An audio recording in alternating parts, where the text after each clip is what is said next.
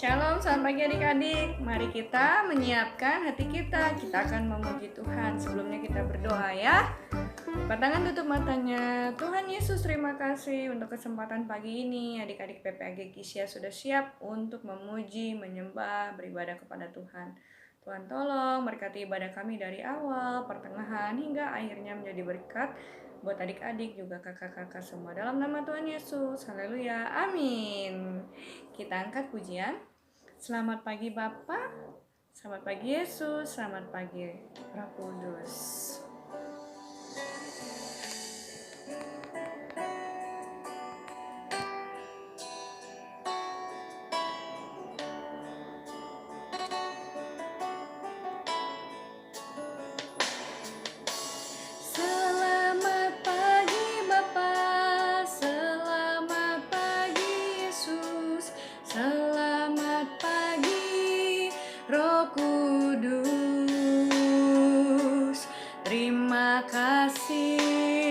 Atas anugerah-Mu semalam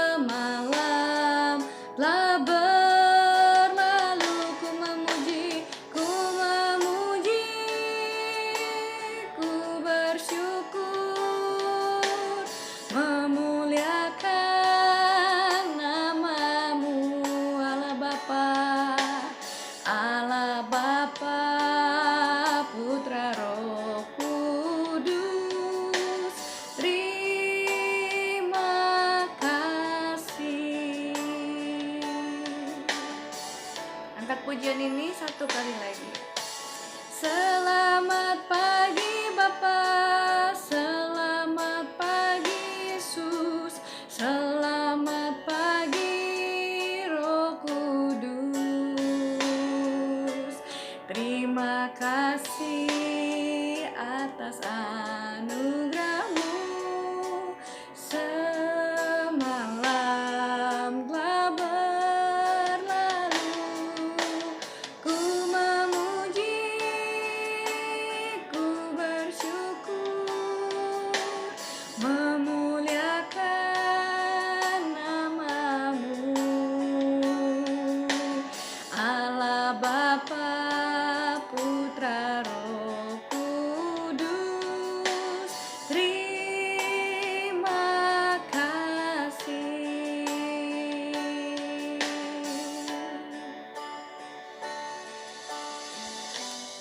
Nah adik-adik, kini saatnya kita memuji Tuhan. Hari ini hari Minggu, hari kita beribadah. Setiap hari-harinya Tuhan, tapi kita bernyanyi hari ini harinya Tuhan. Yang semangat, yang sukacita ya, kita bertepuk tangan. Hari yang dinanti kita mau dengarkan cerita firman Tuhan. Semangat. Hari ini harinya Tuhan, harinya Tuhan. Mari kita bersukaria, bersukaria. Hari ini harinya Tuhan, mari kita bersukaria. Hari ini harinya Tuhan.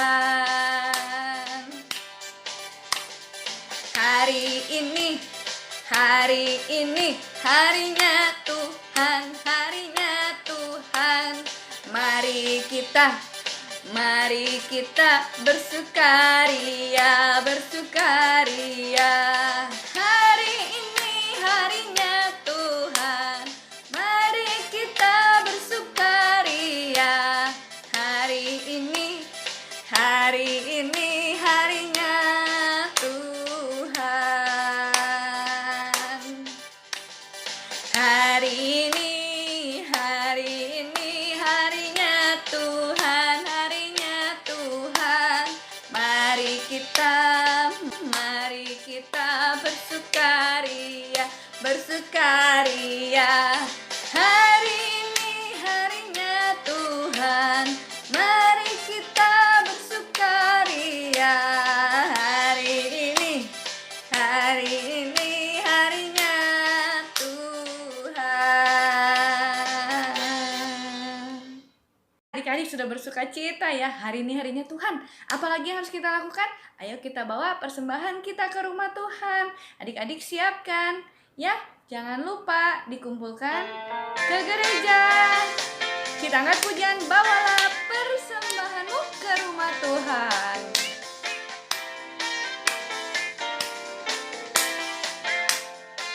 Oke, bawalah persembahanmu ke dalam rumah Tuhan. Terlebih baik memberi daripada menerima.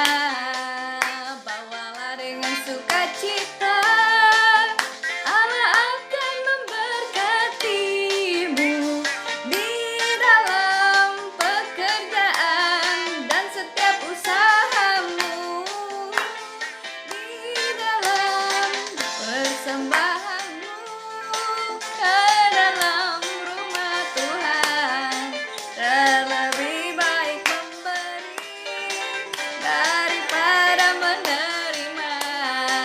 Bawalah dengan sukacita, Allah akan memberkatimu di dalam pekerjaan dan setiap usahamu, di dalam pekerjaan dan setiap usahamu.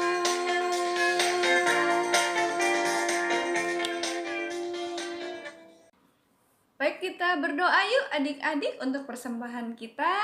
Tuhan Yesus, terima kasih sudah memberkati papa mama adik-adik, sudah memberikan kesempatan untuk adik-adik mengumpulkan persembahan. Tuhan melihat adik-adik yang setia dan Tuhan memberkati adik-adik yang sudah memberikan persembahan untuk papa mamanya, berkati usaha keluarga dan pekerjaannya. Tuhan pakai persembahan ini untuk menjadi hormat kemuliaan bagi nama Tuhan melalui PPAG Kisya. Terima kasih Tuhan Yesus. Amin. Sekarang adik-adik siap-siap, kita akan dengarkan cerita firman Tuhan. Dari mana ceritanya? Dari Alkitab. Karena itu ayo kita angkat pujian, baca kitab suci, doa tiap hari. Kalau mau tumbuh, adik-adik mau tumbuh kan ya? Ayo kita angkat pujian ini sama-sama.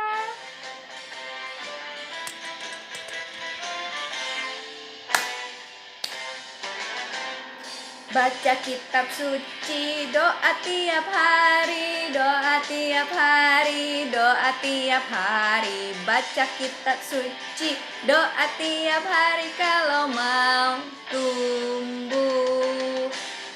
Baca kitab suci, doa tiap hari, doa tiap hari, doa tiap hari. Baca kitab suci, doa tiap hari kalau mau tumbuh. Kalau mau apa? Kalau mau tumbuh, kalau mau tumbuh, glory haleluya. Baca kitab suci, doa tiap hari kalau mau tumbuh. Baca kitab suci, doa tiap hari, doa tiap hari, doa tiap hari. Baca kitab suci, doa tiap hari kalau mau tumbuh. Kalau mau tumbuh, kalau mau tumbuh, glory haleluya. Baca kitab suci, doa tiap hari kalau mau tumbuh.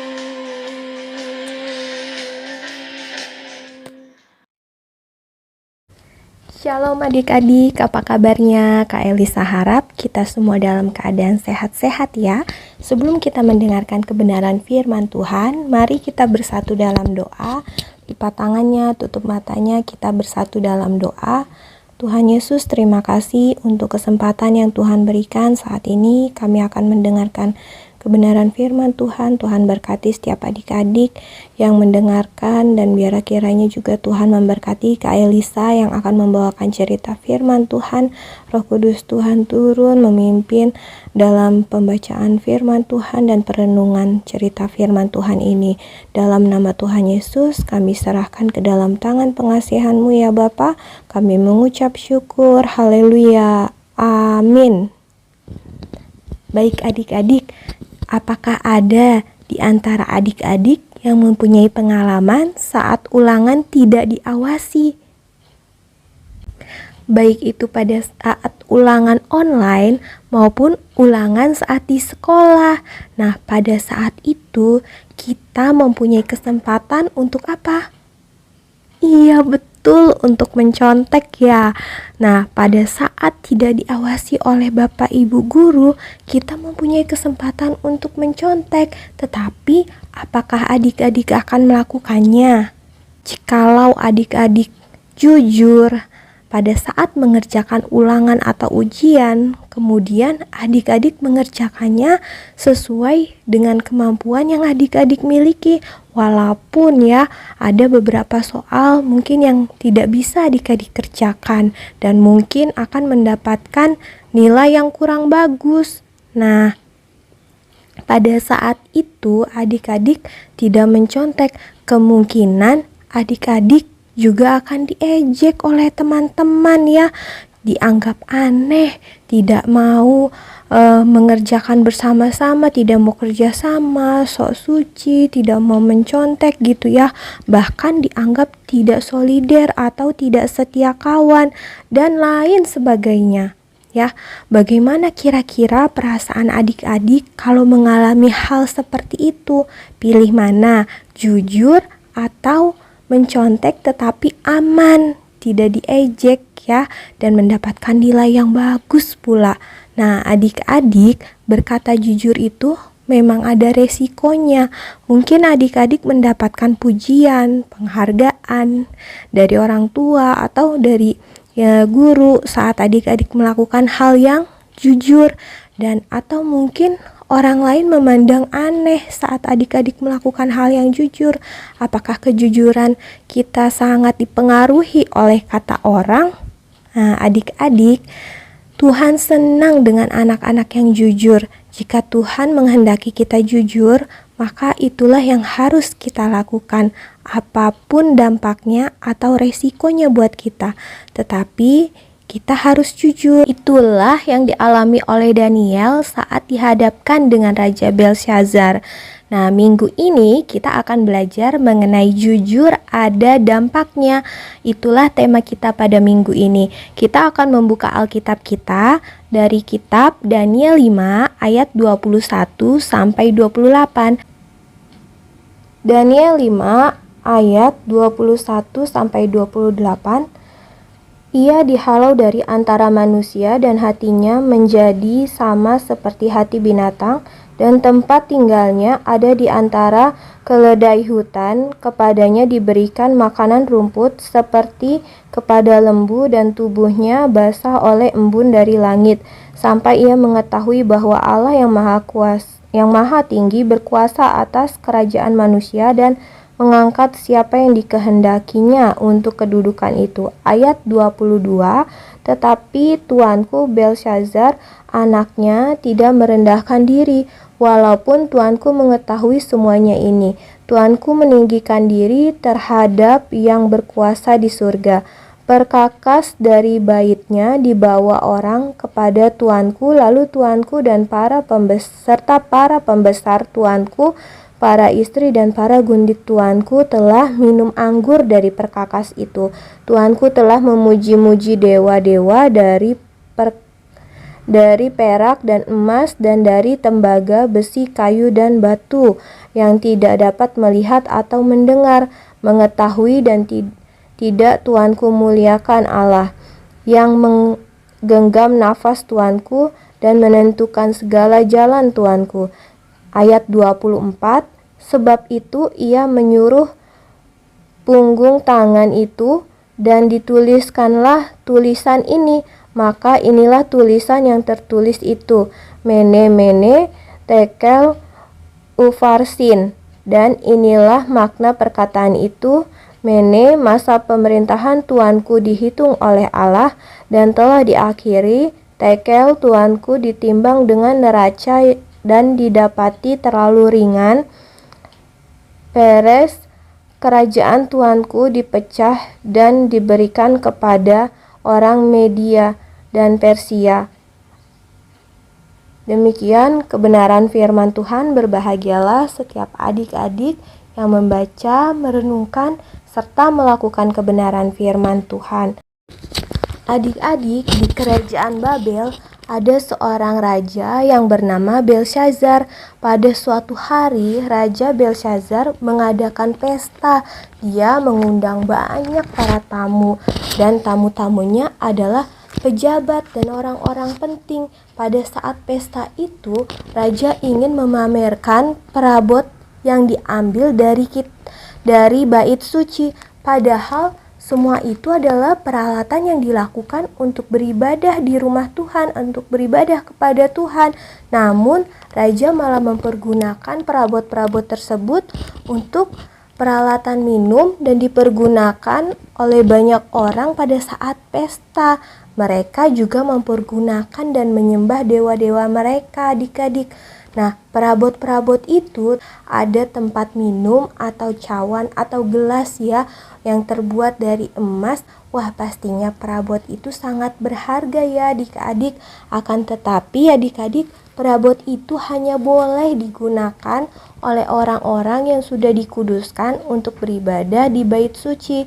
Allah tidak suka apabila ada orang yang memakai perabot bait suci dengan sembarangan.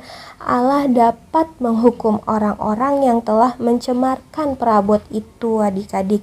Nah, sementara raja dan para tamu datang untuk minum dengan menggunakan perabot itu. Tiba-tiba semua yang hadir melihat ada tangan yang sedang menulis di dinding. Wah, mereka berusaha membacanya, tetapi tidak berhasil. Semua orang yang melihat kejadian itu menjadi cemas, adik-adik. Ih, ada tangan yang mulai menulis. Tangan itu menulis sesuatu. Tulisan apa itu, adik-adik? Menakutkan sekali. Nah, orang-orang tetap bingung, adik-adik, dan ketakutan. Kemudian raja memerintahkan untuk memanggil semua orang yang pintar di negeri itu ya. Kemudian mereka ditanyakan apakah artinya ini, dan semua orang pintar yang diundang yang datang ke istana untuk mengartikannya, tetapi mereka tidak satu pun yang dapat mengartikan tulisan tersebut. Dan raja berkata, "Mengapa semua orang pintar tidak dapat mengartikan tulisan ini? Terus siapa yang dapat mengartikan tulisan ini? Ini tulisan apa ya? Siapa ya yang dapat mengartikan tulisan ini?" Kemudian adik-adik, raja berkata, "Untuk barang siapa yang dapat mengartikan tulisan ini, akan saya berikan hadiah yang banyak dan diberikan posisi penting baginya dalam kerajaan ini." Wah, enak sekali bukan? Nah, tak satu pun di antara orang banyak itu dapat mengartikan tulisan yang ada di dinding tadi. Dan saat itu raja pun tampak gelisah. Kemudian datanglah ibu suri atau ibu dari Raja Belshazzar. Kemudian memberitahukan bahwa masih ada satu orang yang bijaksana dan berhikmat, namanya adalah Daniel. Nah, dengan rendah hati kemudian Daniel datang menghadap Raja Belshazzar. Ada begitu banyak orang yang memperhatikan Daniel. Daniel menyadari bahwa menerima tugas untuk mengartikan mimpi Raja Belshazzar berarti harus menanggung resiko apapun yang akan dia katakan. Daniel berkata, "Saya tahu resiko yang harus saya hadapi. Tulisan di dinding itu bukan berita baik bagi raja. Seandainya raja marah mendengarkan berita tersebut, pastilah Daniel akan dihukum. Apakah mungkin saya berkata jujur? Saya sadar jika saya jujur, baik, saya akan tetap berkata jujur, siap menerima apapun resikonya." Kata Daniel kepada raja, "Allah yang Maha Tinggi telah memberikan kekuasaan sebagai raja kepada Nebukadnezar, ayah tuanku raja. Tetapi ketika ia tinggi hati, dijatuhkan dari tahta kerajaannya.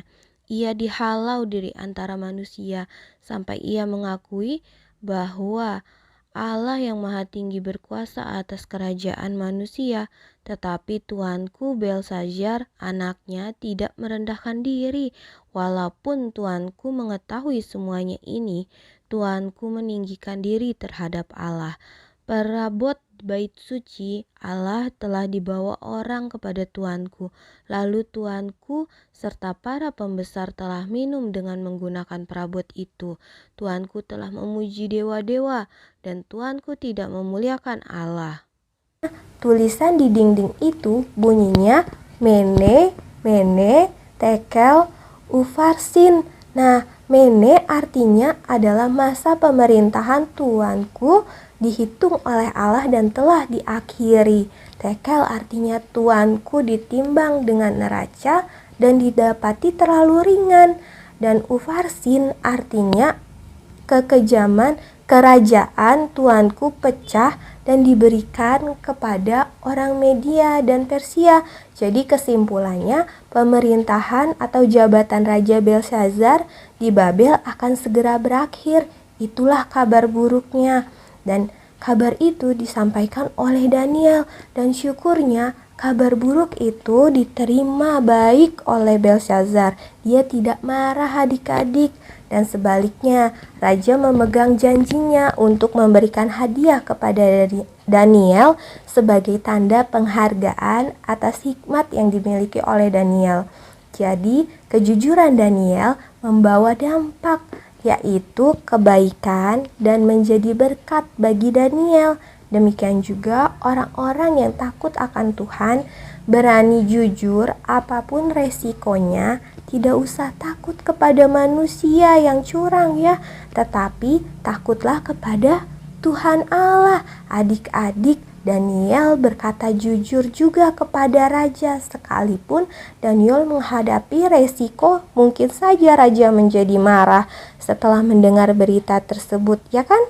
Nah, tetapi Daniel memutuskan untuk berkata jujur dan siap menerima apapun akibatnya, apapun resikonya, apapun yang terjadi. Adik-adik, kita harus berkata jujur.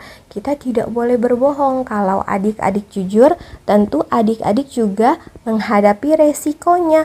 Misalkan dengan jujur, adik-adik berkata kepada mama, siapa yang sudah membuang sampah sembarangan di ruang tamu, sekalipun yang melakukannya itu marah kepada adik-adik, atau adik-adik juga berkata jujur kepada bapak ibu guru bahwa teman adik-adik ada yang mencontek, dan walaupun adik-adik dimarahi oleh temannya atau tidak ditemani, mungkin kejujuran adik-adik membuat orang lain tidak senang kepada adik-adik sebab perbuatannya ketahuan. Akan tetapi adik-adik berkata jujur, siap menerima segala resikonya, maka adik-adik juga belajar menjadi seperti Daniel. Tuhan senang kepada orang-orang yang jujur. Demikian kebenaran firman Tuhan. Mari kita bersatu dalam doa. Tuhan Yesus, terima kasih untuk kebenaran firman Tuhan yang boleh kami dengarkan. Sebagaimana Daniel, Tuhan pakai untuk mengartikan tulisan sehingga Daniel bisa berkata jujur juga di hadapan raja, dan Daniel boleh menjadi saksi Tuhan, menjadi anak Tuhan yang baik, yang berkata jujur, dan apapun yang akan terjadi resikonya Daniel siap menghadapinya. Tetapi dengan kemurahan Tuhan, Raja Belsazar tidak marah kepada Daniel, bahkan Daniel diberkati, diberikan hadiah dari Raja Belsazar. Terima kasih Tuhan, biarlah kiranya adik-adik dan kami semua dapat belajar dari Daniel untuk berkata jujur atau melakukan kejujuran, bersikap jujur dimanapun dan kapanpun kami berada. Tuhan berkati setiap adik-adik, baik dalam sekolahnya, mungkin ada yang sudah masuk sekolah tatap muka ataupun yang masih online atau daring. Tuhan berkati setiap adik-adik dalam studinya masing-masing. Tuhan berkati mama papa adik-adik juga. Tuhan berkati kakak-kakak sekolah minggu. Terima kasih Tuhan kalau saat ini kami masih diberikan kesehatan, kesempatan untuk menghirup udara. Terima kasih Tuhan kami boleh diberikan kekuatan daripadamu ya Bapa. Dan Tuhan berkati untuk setiap teman-teman kami atau orang-orang yang di sekitar kami yang sedang sakit, yang mengalami tidak enak badan. Tuhan jamah, Tuhan sembuhkan ya Bapa. Kami mengucap syukur untuk ibadah kami boleh selesai dari awal, pertengahan sampai akhir. Biarlah kiranya Tuhan memberkati setiap adik-adik sehingga minggu depan boleh beribadah kembali bersama-sama. Kami mengucap syukur Bapa sebagaimana Engkau telah mengajarkan berdoa kepada kami. Bapa kami yang di dalam surga, dikuduskanlah namamu, datanglah kerajaanmu, jadilah kehendak-mu di bumi seperti di surga. Berikanlah kami pada hari ini makanan kami secukupnya, dan ampunilah kami akan kesalahan kami seperti kami juga mengampuni orang yang bersalah kepada kami, dan janganlah membawa kami ke dalam pencobaan, tetapi lepaskanlah kami daripada yang jahat, karena Engkaulah yang mempunyai kuasa, kerajaan, dan kemuliaan sampai selama-lamanya. Tuhan memberkati engkau dan melindungi engkau. Tuhan menyinari engkau dengan wajah-Nya dan memberi engkau kasih karunia. Tuhan menghadapkan wajah-Nya kepadamu dan memberi engkau damai sejahtera mulai saat ini sampai Tuhan Yesus datang kedua kalinya. Amin. Selamat hari Minggu adik-adik. Tuhan Yesus memberkati. Shalom.